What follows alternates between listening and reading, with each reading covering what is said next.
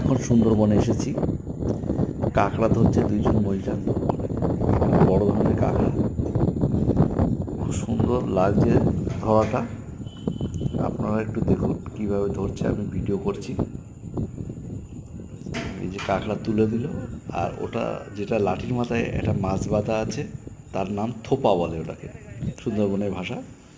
একটু দেখান একটু। এখন কাঁকড়াটাকে নিয়ে এসেছি, এই যে দেখতে চাইছি, দেখুন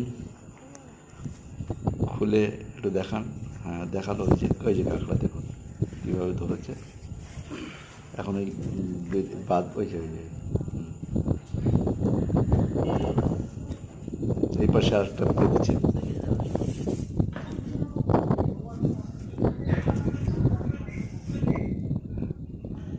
দেখাচ্ছি, ওই যে ওপাশে জঙ্গল, ওই হ্যাঁ ছোট একটা নদী, এপাশে মানুষ বসবাস করে আর ওপাশে জঙ্গল।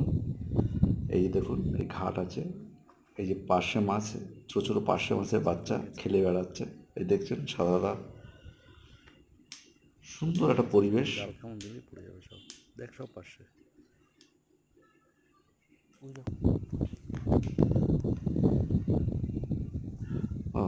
এই দেখুন নৌকা বাঁধা আছে ওই জঙ্গলের, যে ওই যে ওখানে নেট দিয়ে সব ঘেরা, বাঘ কখনো চলে আসে এদিকে, যার জন্য নেট দিয়ে ঘিরে রেখেছে।